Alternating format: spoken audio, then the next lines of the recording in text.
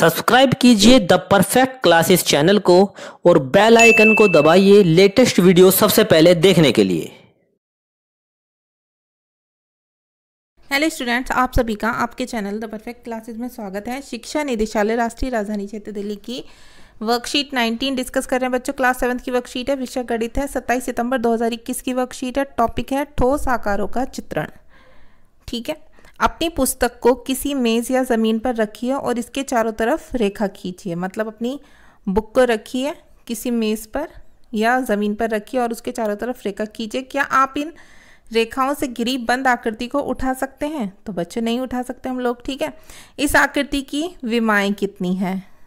हाँ, इस आकृति की केवल लंबाई व चौड़ाई है, इसकी कोई मोटाई या ऊंचाई या गहराई नहीं है, इसलिए आप इसे नहीं उठा सकते। इस प्रकार की आकृतियों को द्विविमीय आकृति कहते हैं या 2D कहते हैं। क्या आपको निम्न द्विविमीय आकृतियों के नाम याद हैं? तो बच्चों, ये आकृति पूछी गई है, हम इनके नाम देख लेते हैं। तो हम इसका नाम लिख देंगे। ये क्या है? ये आयत है। ठीक है, ये आयत है पूरा, है ना। ये देखिए इस टाइप से जो बनता है, ये क्या है? ये आयत है। अब ऐसे ही ये क्या है? ये है सर्कल जो होता है, ये वृत्त।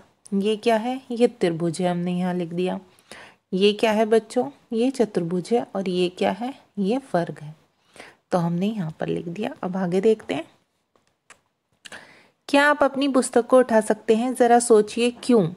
आप कुछ वस्तुओं जैसे अलमारी, ice cream, corn, pipe, ball, ludo का पासा आदि को ध्यान में लाइए। आपने देखा होगा कि इन वस्तुओं में लंबाई और चौड़ाई के अतिरिक्त कुछ मोटाई या ऊंचाई या गहराई भी होती है। ऐसी आकृतियों को त्रिविमीय आकृति मतलब 3D कहते हैं। आइए कुछ त्रिविमीय आकृतियों के नाम याद कर लिखें। तो देखिए बच्चों, ये क्या है? हमने यहाँ पर लिख दिया, ये बेलन है। ठीक है, ये क्या है? ये घन हो गया। ये क्या है? ये घनाभ हो गया। ये क्या है? ये शंकु हो गया। ठीक है, इसे शंकु बोलते हैं। अब आगे देख लेते हैं हम। देखिए, अब इसमें एक घन का बता रखा है। ये तो क्या है? ये शीर्ष है। ये क्या है? ये किनारा है। और ये क्या है? ये फलक है। ठीक है, ये फलक हो गए। तो ठोस आकृतियों के भाग बताए हुए हैं। फलक कहते हैं हम किसी ठोस आकृति के सपाट पृष्ठ को। ठीक है, किसी ठोस आकृति के सपाट पृष्ठ उसके फलक कहलाते हैं। जैसे ये सपाट है, ये पृष्ठ, ये क्या कहलाते हैं? फलक। शीर्ष कहते हैं बच्चों किसी ठोस आकृति के कोने उसके शीर्ष कहलाते हैं। देखिए ये कोने हो गए इसके, ये क्या कहलाते हैं? शीर्ष कहलाते हैं।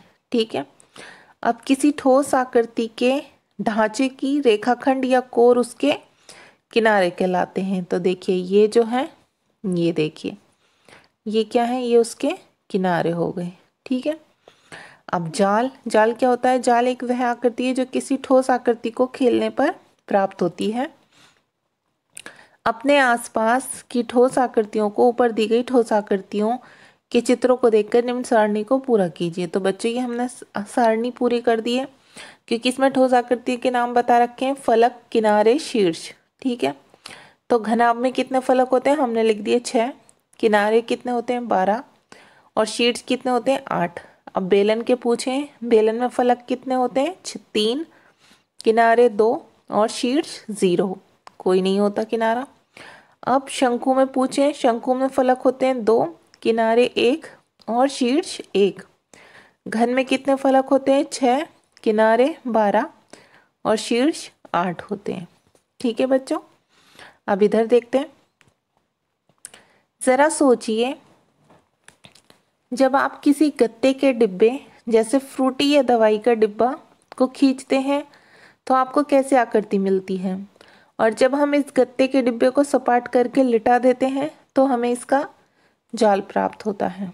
तो ये क्वेश्चन है बच्चों, निम्न जालों का उनकी सही ठोस आकृति के साथ मिलान कीजिए।